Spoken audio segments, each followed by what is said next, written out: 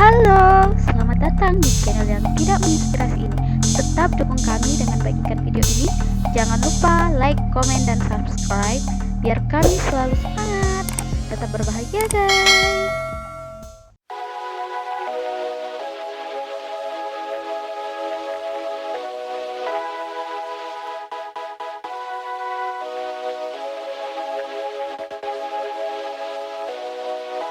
Assalamualaikum warahmatullahi wabarakatuh. Kembali lagi di channel saya yang sangat tidak menginspirasi ini. Nah, hari ini saya akan berbagi bagaimana kisah saya bisa lulus uji kompetensi kebidanan dengan 1 kali ujian. Saya langsung lulus mengingat pada tahun itu, tahun 2014, saat masa dimana uji kompetensi pertama kali diberlakukan untuk tenaga kesehatan. Nah, pertama saya lulus bukan karena buku ilmu kebidanan ini, meskipun seluruhnya telah mencakup di dalam sini, dan buku ilmu kandungan ini karena saya tidak bisa membaca setebal ini dalam waktu singkat, sehingga saya memerlukan satu buku rangkuman. Nah, saya hanya mempelajari buku rangkuman materi midwifery, dan ini saya dapatkan di dekat kampus saya. Semuanya sudah ada di dalam buku ini, mulai dari INC, PNC, bayi, kemudian patologi, fisiologi, semua ada di dalam buku ini. Nah, saya mempelajari ini. Kemudian yang kedua, saya banyak belajar tentang bagaimana saya mendewasakan diri. Kenapa seperti itu? Karena menurut saya uji kompetensi pada saat itu bukan soal yang susah, melainkan soal yang gampang tapi mengecoh, karena seluruh jawaban pilihan A, B, C, dan D itu adalah semua jawaban yang hampir benar. Nah, sekarang kita akan bagaimana cara kita menentukan jawaban mana yang kemudian menjadi jawaban yang paling benar. Sehingga di buku ini, di manual buku ini, kita telah melihat nih, misalnya bisa enggak kelihatan? Wow. Nah, di situ sudah ada urutan-urutan yang apa yang akan dikerjakan, sehingga buku ini sangat bagus untuk dipelajari. Nah, selain itu kita harus pandai-pandai menentukan langkah apa yang kemudian akan kita lakukan ketika kita menemukan pasien. Misalnya pasien datang dengan pendarahan, kemudian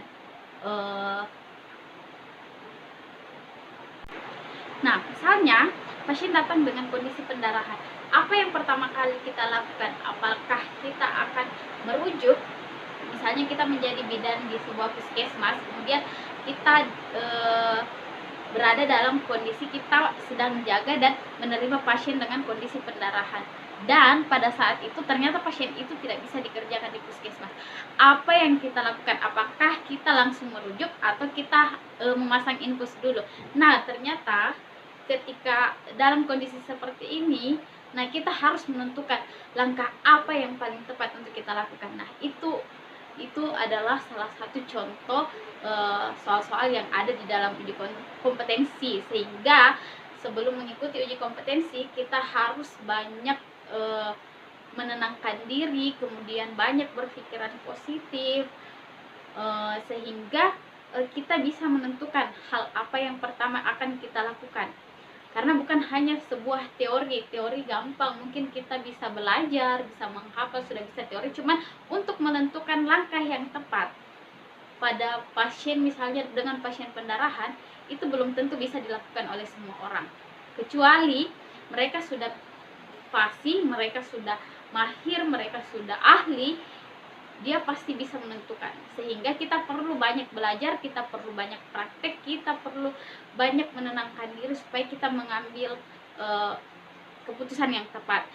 Kalau kita tidak mengambil keputusan yang tepat, maka kita akan memperburuk keadaan, atau mungkin akan memperburuk keadaan seperti itu. Oke. Nah, sekarang kalau misalnya kita akan uji kompetensi, hal yang pertama kita lakukan adalah banyak-banyak belajar rangkuman. Seenggaknya kita membuat rangkuman yang seperti ini. Di dalam sini sudah ada ANC, INC, PNC, bayi, kemudian patologi, fisiologi, KB, semua sudah ada dalam sini. Sehingga ketika kita sudah akan ujian, kita sudah tahu kita sudah tahu teorinya. Nah, setelah kita tahu teorinya, kita harus banyak menenangkan diri, banyak berpikiran positif supaya kita tidak salah memilih jawaban. Karena rata-rata jawaban uji kompetensi adalah seluruhnya A, B, C, dan D benar. Cuman ada jawaban yang paling tepat, sehingga kita harus tenang. Tidak boleh hedon-hedon sebelum ujian, tidak boleh. Kita harus benar-benar tenang, yang agama Islam sholat baik-baik, kemudian yang mungkin non muslim bisa berdoa dengan baik, sehingga kita bisa menenangkan pikiran, kita bisa menenangkan hati, sehingga pada saat uji kompetensi kita tidak hanya siap teori, melainkan kita betul-betul siap, bahkan mental siap, seperti itu. Kemudian pada saat uji kompetensi, pada saat itu sejauh 1 minggu sebelum uji kompetensi saya sudah belajar. Kemudian di 1 minggu terakhir saya mencoba menenangkan diri, mencoba berpikiran positif, mencoba bahwa saya hanya memikirkan sebuah kelulusan. Dan pada akhirnya pada saat saya menuju ke tempat, pada saat itu belum ada gadget yang bagus seperti sekarang yang bisa mengakses internet, Google seperti sekarang. Jadi saya harus ke warnet untuk melihat hasilnya, dan alhamdulillah pada saat itu juga saya lulus uji kompetensi. Dan satu doa saya sebelum ujian bahwa Tuhan, kalau misalnya saya tidak lulus uji kompetensi saat ini, mungkin saya tidak akan menjadi bidan lagi, karena aku pikir pada saat itu uji kompetensi adalah sesuatu hal yang sangat menakutkan, sesuatu hal yang sangat ngeri bagi saya, karena senior-senior saja selalu bilang bahwa nah kalau hari ini saya uji kompetensi saya belum tentu lulus, padahal mereka sudah ahli, sudah mahir, sudah teori ahli, kemudian praktek bisa. Mereka selalu memikirkan bahwa saya belum tentu lulus. Namun pada saat itu saya mengganti prinsip saya bahwa tidak seperti mereka. Saya selalu mendoktrin diri saya bahwa saya akan lulus, dan kemudian saya banyak belajar bagaimana kerangka berpikir ilmiah, hal-hal apa saja yang akan saya dapatkan, kemudian belajar logika, itu semua saya dapatkan di HMI. Jadi pada saat itu saya lulus dari 35 orang satu kelas.